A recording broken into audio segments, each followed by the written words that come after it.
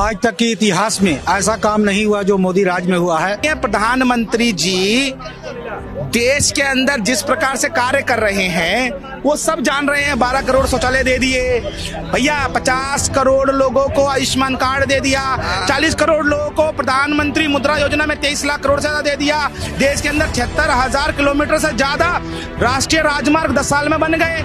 आप इससे ऊपर तो कुछ हो नहीं सकता। 1 लाख करोड़ रुपया का उत्पादन हमने किया है रक्षा क्षेत्र के अंदर। हम विदेशों से हथियार मंगाते थे, आज हम 1 लाख करोड़ से जाके हथियार निर्यात कर रहे हैं।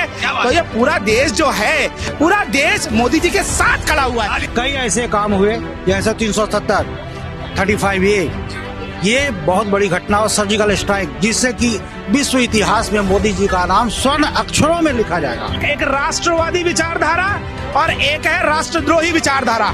राष्ट्रवादी विचारधारा का आपने एक और उदाहरण ताजा देखा अभी बालासोर के अंदर, किस प्रकार से बजरंग दल के कार्यकर्ता, जिनको ये लोग गुंडा आतंकवादी कहते हैं, वो वहां पर खड़े होकर पानी पिला रहे थे, घायलों को हॉस्पिटल ले जा रहे थे, जूस पिला रहे थे, भोजन उपलब्ध करा रहे थे। और राष्ट्रीय स्वयंसेवक संघ के कार्यकर्ताओं ने लंबी लंबी कतारों में खड़े के हॉस्पिटलों में अपना जो रक्त है वो दान करने के लिए वहां पर खड़े रहे 6-6 घंटे, 8-8 घंटे, एक पूरा दिन।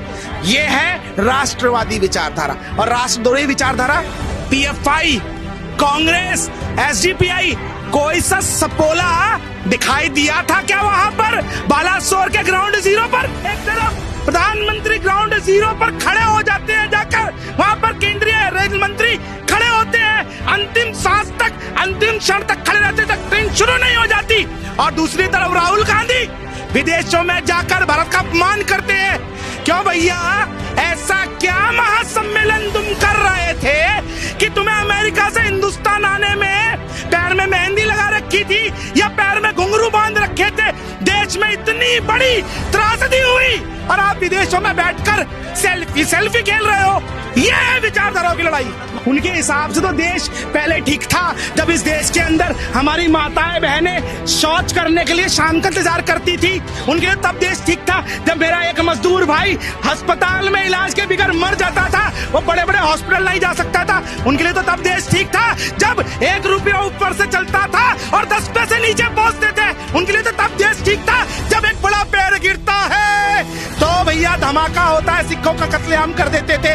उनके लिए तो तब देश ठीक था जब इस देश के ऊपर पहला संसाधनों पर अधिकार मुसलमानों का है। उनके लिए तब देश ठीक था जब सरकारी पैसे पे हज यात्रा और जो है ना हज हाउस बनते थे। अब तो देश ठीक होगा ही नहीं, क्योंकि हम चीन को भगा देते हैं, पाकिस्तान को आटा मंगवाते हैं। इस देश के अंदर 76,000 किलोमीटर सड़कें बन जाती है। इस देश के अंदर भारतीय सेना विश्व की तीसरी बड़ी शक्तिशाली सेना बन जाती है। भारतीय अर्थव्यवस्था विश्व की 5वीं बड़ी अर्थव्यवस्था बन जाती है। पूरे विश्व के अंदर हिंदुस्तान में आकर निवेश करने के लिए लोग ललायित है, लंबी लंबी लाइनें लगी हुई हैं। तो भैया देश तो संभल ही नहीं पा रहा ना। इसे कहते हैं पप्पूगिरी। और राहुल गांधी जी को मेरा सजेशन है, राजनीति छोड़ो, इटली जाओ नानी के घर और वहां बैठ के पोगो देखो।